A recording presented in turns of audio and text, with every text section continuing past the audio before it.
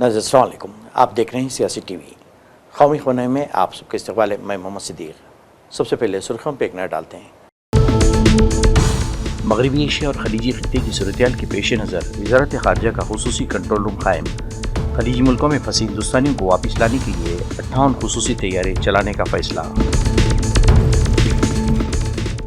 Iran पर हमला बैनुल-अक़वामी क़ानून की खिलाफ वर्जी, हिंदुस्तान को मुतवाज़िन किरदार अदा करना चाहिए। All India Muslim personal law board. वज़ीर-ए-आज़म मोदी ने अलेक्जेंडर स्टब का किया खैर मक़दम, कहा हिंदुस्तान और फिनलैंड के ताल्लुकात को मिलेगा फ़रोग़। मुल्क भर में होली की धूम, सर जमहूरिया वज़ीर-ए-आज़म और क़ायद हिज़्ब इख्तिलाफ राहुल गांधी ने अवाम को दी मुबारकबाद। नहीं थी सुर्खियाँ, अब खबरों की तफसील पेश है। मगरबी एशिया और खलीजी खित्ते के बाज़ हिस्सों में जारी सूरत-ए-हाल के पेश नज़र वज़ारत ख़ारिजा ने हिंदुस्तानी शहरियों की मदद और हालात पर करीबी नज़र रखने के लिए एक खुसूसी कंट्रोल रूम कायम किया है। ये कंट्रोल रूम रोज़ाना सुबह 9 बजे से रात 9 बजे तक काम करेगा। अमरीका, इसराइल और ईरान के दरमियान बढ़ती हुई कशीदगी के बाद मशरिक़ वस्ता के बेशतर फ़िज़ाई रास्ते बंद या महदूद कर दिए गए हैं। इस सूरत-ए-हाल के पेश नज़र हिंदुस्तानी हुकूमत और फ़िज़ाई कंपनियों ने खलीजी ममालिक में मौजूद मुसाफिरों को वतन वापस लाने के लिए खुसूसी इंतज़ाम शुरू कर दिए हैं। इसी सिलसिले में मजमूई तौर पर 58 खुसूसी परवाज़ें चलाने का फ़ैसला किया गया है। शहरी हवाबाजी की वजारत के मुताबिक 4 मार्च को चलाई जाने वाली इन खुसूसी परवाज़ों में 30 परवाज़ों इंडिगो के ज़रिए, जबकि 23 परवाज़ें एयर इंडिया और एयर इंडिया एक्सप्रेस के ज़रिए चलाई जाएंगी। वजारत ने बताया कि हिंदुस्तान और खलीजी खित्ते के दरमियान परवाज़ें चलाने वाली बाज़ गैर मुल्की फ़िज़ाई कंपनियाँ भी महदूद सतह पर अपनी खिदमात जारी रखे हुए हैं, ताहम उनकी तादाद फ़िज़ाई रास्तों की दस्तियाबी और ऑपरेशनल हालात पर मुनहसर है। इस दौरान दुबई और जिद्दे से कुछ परवाज़ें बहाल हुई हैं, जिसके नतीजे में पेशतर मुसाफिर हिंदुस्तान लौटे हैं। If your visa is correct or not, if you will find people or not, if you will find taxis or not, and how much they will charge. So from that point of view, God willing, we have the resources कि हमने वो किया। इसलिए मैं किसी को ये भी नहीं बोल रहा हूँ कि you go and do it, because रात में आई थिंक 9:30 बजे अभी क्रॉस्ड ओवर द बॉर्डर, और बॉर्डर वाले वो छोड़ ही नहीं रहे थे बिना किसी एक आरसी, मतलब किसी गाड़ी की आरसी के। तो वो बड़ा मुश्किल था कि कैसे गाड़ी मिलेगी, कितने बजे ओमान मस्कट एयरपोर्ट पहुँचेंगे, नई कंट्री है, मैं पहली बार जा रहा हूँ। तो वो सब मतलब definitely I would say adventure, but हाँ I would say still use that word very सोच समझ के, बिकॉज टफ तो था देखो। और ऑब्वियसली रिसोर्सेज अगर नहीं हो आपके पास तो बहुत प्रॉब्लम हो सकती है आपको। तो एक्सपीरियंस की बात की जाए तो पूरे इस समय के दौरान क्या कुछ आप लोगों ने वहाँ पे एक्सपीरियंस किया? Missiles, drones, there were several things, would you like to share with us? See Dubai में एज सच कुछ ऐसा issue, it was all business as usual. They were very good at interception of missiles and the drones. कुछ भी 2-3 जो निकले हैं, मतलब जो डिब्री गिरा है, मिसाइल्स या वो नहीं, डिब्री ही गिरा था, और वो भी कुछ स्पेसिफिक एरियाज़ में। एंड जो इंटरसेप्शन की जो आवाज़ आ रही थी ऊपर से, मतलब जो उनकी जो थर्ड मिसाइल्स जो उनके ईरान के रोक रहे थे वो लोग, उसकी जो आवाज़ थी वो बस वो स्कैरी थी, वो बहुत आ रही थी।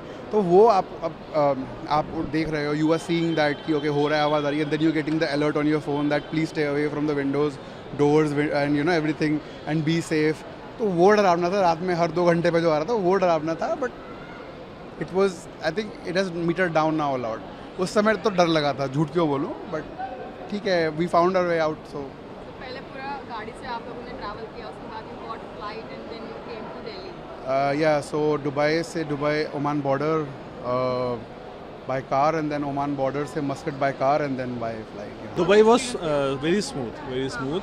So border control is smooth in Oman, so there's no problem as such. In Dubai, Oman, border control is very smooth. Flights are costly via Oman because I paid like 1 lakh rupees for an economy ticket. So otherwise it's also okay. Okay, so do you get any safety measures from India, or is there any? I didn't need any. I didn't ask. There's nothing mess. Dubai is functioning very normally. Dubai is functioning like as it used to function. Spirits are high. Government is very supportive there. That's what I heard. Even the tourists who are stranded, they're getting free accommodation, food, everything. So government is very supportive. Fully supported by the government for the Indian citizens. Yeah, Dubai government is very supportive that way. UAE government was very helpful. The UAE government and is amazing. when we had a great experience, we felt very safe in Dubai. They really looked after us in every way to make us feel very safe. Even at the airport, before boarding, Superb safety support. precautions were taken. They gave us water. They gave us juices at the airport. So everything was really looked after. I think whatever. I have no words to I think there was a lot more hype much by gratitude and the great gratitude in to the in Indian India, government and of to course, the which UAE is government. normal. So everyone got more scared. But I was here. Dubai, They were there. the defense system was totally unbelievable, and that's why we felt very safe. And all, no, nothing. It was normal life in Dubai. Everything was going on as planned, but we felt very safe in Dubai. Just looking at the missiles interception, was it scary for the moment at least? The noises Of course, were when you scary. hear the noises, you feel scared, but otherwise, there was life as normal, and we felt very safe. The government did every way to. इस दौरान Saudi अरब के शहर Riyadh से भी एक तैयारा नई दिल्ली पहुंचा। याद रहे कि सैकड़ों की तादाद में उम्रा ज़ायरीन सऊदी अरब में फंसे हुए हैं। सऊदी अरब से वतन लौटने वाले मुसाफिरीन को इंदिरा गांधी इंटरनेशनल एयरपोर्ट पर जज्बात से मगलूब देखा गया। सिचुएशन कुछ भी नहीं, नॉर्मल है।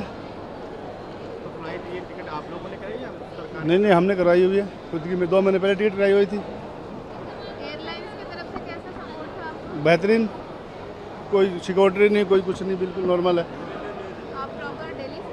हाँ, आप प्रॉपर दिल्ली से? नहीं, मैं राजस्थान से हूँ। ये आपकी तरफ से आपने बुक नहीं, हम अपनी तरफ से आए।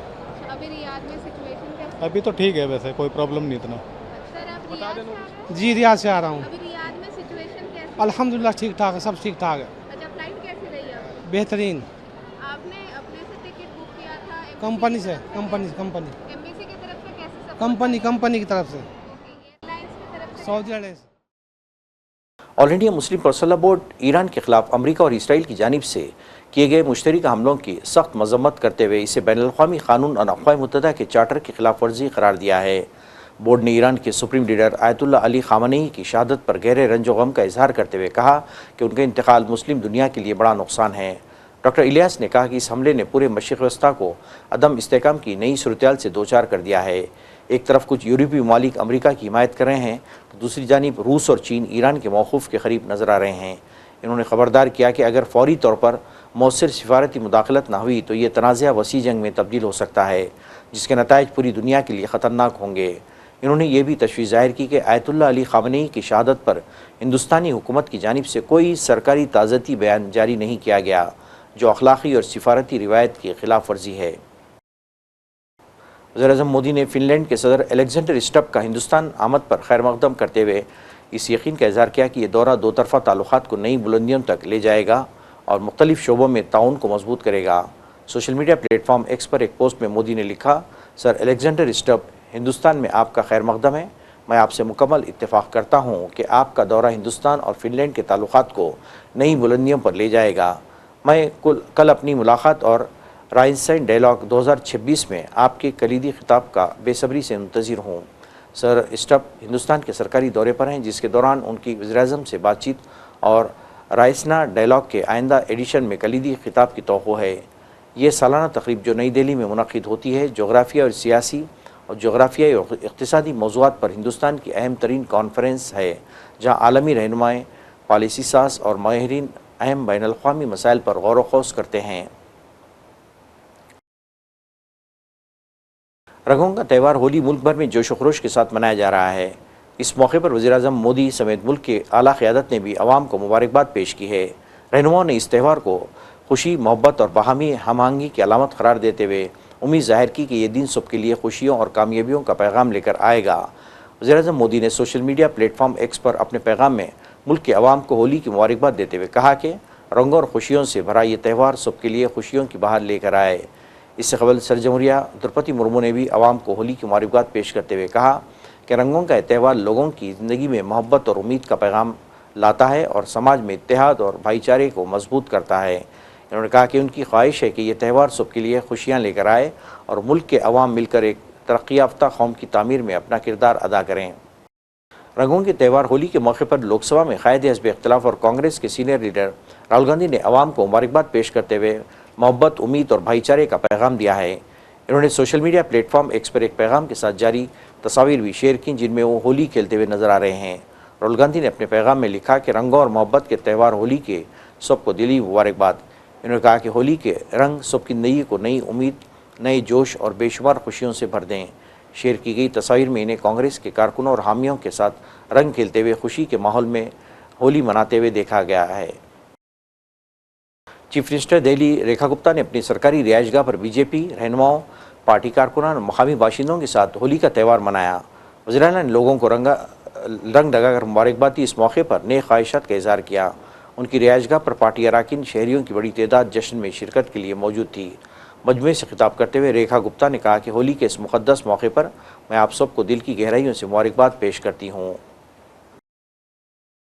यूथ कांग्रेस के कौमी सर उदय प्रताप चुप को आई समिट के दौरान होने वाले एहतजाज के सिलसिले में गिरफ्तार के बाद जमानत मिलने पर आज दिल्ली की जेल से रिहा कर दिया गया।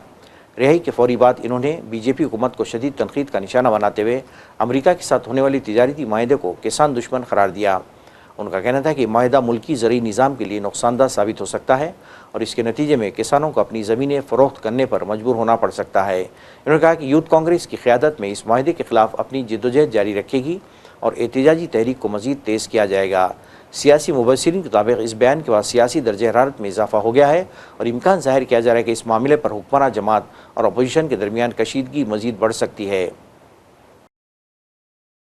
मुमताज़ क्रिकेटर सचिन तेंदुलकर के फर्जंद अर्जुन तेंदुलकर की संगीत की तकरीब मुंबई में अंजाम दी गई। संगीत की इस तकरीब में फैमिली के अलावा मुंबई के मुमताज़ शख्सियात ने तकरीब को रौनक बख्शी। इस मौके पर सचिन तेंदुलकर और इनकी फैमिली रिवायती रंग में रंगी नजर आई। नाज़रीन, आखिर में सुर्खियों पे एक मगरबी एशिया और खलीजी खित्ते की सूरत-ए-हाल के पेश नज़र वज़ारत ख़ारिजा का खुसूसी कंट्रोल रूम कायम। खलीजी मुल्कों में फंसे हिंदुस्तानियों को वापस लाने के लिए 58 खुसूसी तैयारी चलाने का फैसला।